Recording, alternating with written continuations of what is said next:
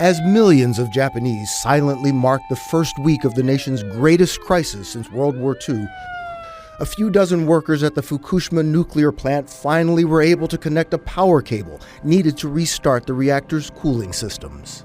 Nevertheless, Japan's prime minister was unusually blunt.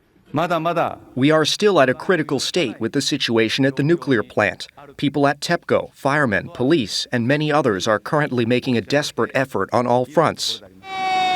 For a second day, fire trucks doused Fukushima's number 3 reactor with 12,000 gallons of water in a desperate effort to cool the overheating spent fuel rods sitting in storage pools. If left exposed, those fuel rods and others in Reactor 4 could melt and spew deadly radiation into the atmosphere. As for reactor number 4, the situation is not as serious as reactors number 2 and 3. But we need to keep adding water to cool them and be prepared. But there is growing evidence that Reactor 4 does pose a significant threat.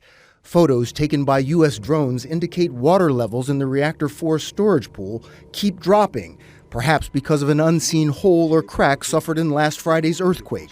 This could release more radioactivity than at any point in the crisis. The mounting problems prompted Japan to raise the severity rating of the disaster from level 4 to level 5 on the 7-point international scale, putting it on par with the 1979 U.S. accident at 3 Mile Island. It was terrifying news for this Russian attorney living in Japan, who remembers the Chernobyl disaster was a level 7. It seems to all us Russians that the accident at Fukushima is quite similar to what happened in Chernobyl. Therefore, we're afraid and we're all running home. Japanese who lived near the plant were moved to shelters outside the exclusion zone and scanned for radiation. Are you worried, this woman was asked? That's why I'm here. It is frightening. I look at my children and worry. What little good news there was came from the UN's International Atomic Energy Chief, who said radiation levels in Tokyo, 140 miles from the plant, are not considered dangerous, at least not now. At certain moment, at certain site, the nuclear radioactivity was dangerous, harmful for human health. In other cities, like in Tokyo, it is not the case.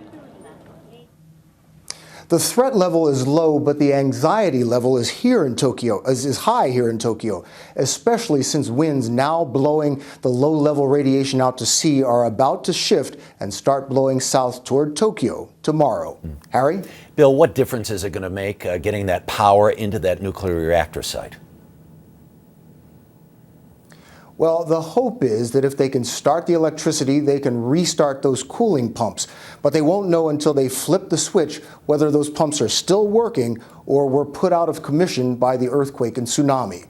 Harry? Bill Whitaker in Tokyo tonight. Thanks.